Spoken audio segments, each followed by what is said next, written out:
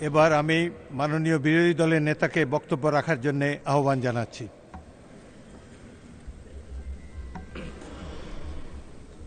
আলহামদুলিল্লাহি রাব্বিল আলামিন ওয়াসসালাতু ওয়াসসালামু আলা রাসূলিহিল কারীম ওয়া আলা আলিহি ওয়া সাহবিহি ওয়া আহলি বাইতি আজমাইন। মাননীয় স্পিকার, আমাকে সুযোগ করে দেওয়ার জন্য আপনাকে অসংখ্য ধন্যবাদ। আমি সর্বপ্রথম মহান আল্লাহ তাআলার শুকরিয়া আদায় করছি। আপনাকে ধন্যবাদ জ্ঞাপন করার পাশাপাশি সারা দেশবাসী এবং বিশেষ করে আমার নির্বাচনী এলাকার সম্মানিত জনগণকে ধন্যবাদ এবং কৃতজ্ঞতা জ্ঞাপন করছি।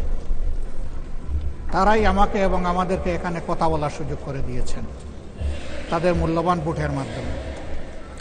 আমি গভীর শ্রদ্ধার সাথে স্মরণ করছি 47, 52, 71, 90 শাপলা চত্বরে সম্মানিত শহীদবৃন্দকে এবং ফ্যাসিস্ট আমলে 15.5 বছর যারা নির্যাতিত হয়ে দুনিয়া থেকে বিদায় নিয়েছেন, লড়াই করেছেন, আহত হয়েছেন, পঙ্গু হয়েছেন, আয়নাগরের বন্দী হয়েছেন, বিভিন্নভাবে যারা নিগৃহীত হয়েছেন, বিশেষভাবে আমি গভীর শ্রদ্ধার সাথে স্মরণ করছি 24 জুলাইয়ে যারা বুক চিতিয়ে লড়াই করে আমাদেরকে আজকের এই সংসদ গঠন করার সুযোগ তৈরি করে দিয়েছেন।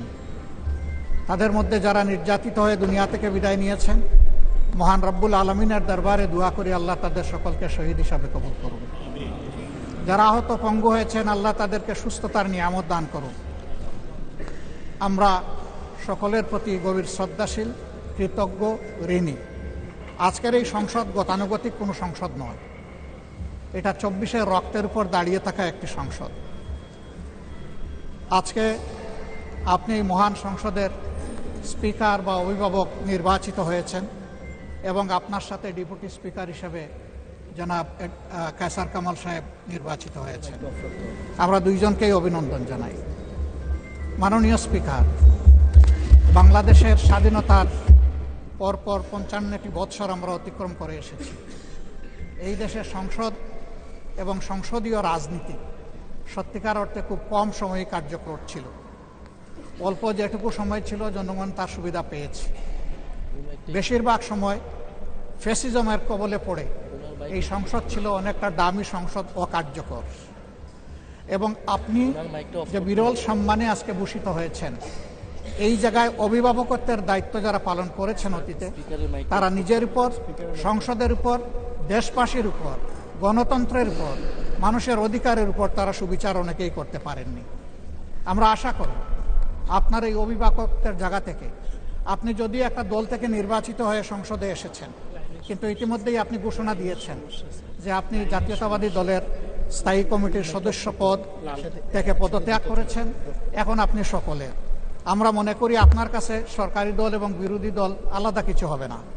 আপনার কাছে আমরা সুবিচার পাব, জাতির কল্যাণে যে কথাগুলো বলতে চাইব সেই কথাগুলো বলার সুযোগ আপনার কাছ থেকে পাব। আপনার নেতৃত্বে এটি একটি গতিশীল সংসদ হবে, এটা আমরা আশা করতে চাই। আমরা আশা করতে চাই অতীতে যে মন্দ নজির সৃষ্টি হয়েছে বিভিন্ন সময়, এটি নতুন করে আর হবে না। আজকের এই সংসদে অনেক তরুণ সদস্য এখানে আজকে এসেছেন। আমিও বয়সে একটু বেশি হলেও আমিও তরুণ। আমার জীবনে এটা প্রথমে এই সংসদে ঢোকা, সুতরাং আমিও তরুণদের একজন। সেই তরুণরা যারা এখানে প্রাজ্ঞ আছেন, অতীতে যারা এই মহান সংসদের সদস্য বারবার নির্বাচিত হয়েছেন, তাদের কাছ থেকে আমরা ভালো কিছু শিখব। আমরা অতীতের সংসদগুলোতে দেখেছি এখানে দেশের মানুষের কল্যাণ বিবেচনায় আলোচনা না হয়ে মানুষের চরিত্র হননের জন্য এখানে বিপুল সময় ব্যয় করা হয়েছে। আমি আপনাকে বিনীতভাবে অনুরোধ করব, এই সংসদ যেন কারো চরিত্র হননের কেন্দ্রে পরিণত না হয়। আপনার কাছ থেকে কেউ সামান্যতম সুযোগও যেন এই ব্যাপারে না পায়। আমরা চাই এই সংসদ শুধুমাত্র জনকল্যাণে প্রতিষ্ঠিত হবে এবং পরিচালিত হবে। আমি আস্থাশীল, গভীর আস্থাশীল, আপনি একজন লড়াকু মুক্তিযোদ্ধা, আপনি পারবেন ইনশাআল্লাহ এই সংসদকে সফলভাবে নেতৃত্ব দিতে।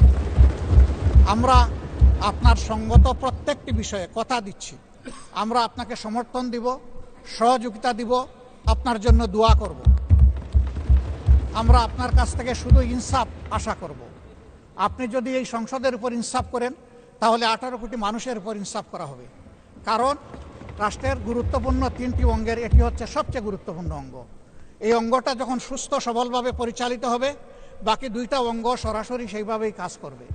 মাননীয় স্পিকার, আবারও বলি, জুলাইয়ের রক্তের উপর দাঁড়িয়ে এই সংসদ, জুলাইয়ের একটা প্রত্যাশা ছিল, একটা মাত্র স্লোগান ছিল, উই ওয়ান্ট জাস্টিস। আমি আবার এটা এখন উচ্চারণ করলাম, উই ওয়ান্ট জাস্টিস। আপনার মাধ্যমে সমাজের সকল অসঙ্গতি, অন্যায়, অপরাধ, দুর্বৃত্তপনা, এটা রাজনৈতিক হোক, অর্থনৈতিক হোক, সাংস্কৃতিক হোক, এই সবগুলার অবসান ঘটবে এই সংসদকে কেন্দ্র করে।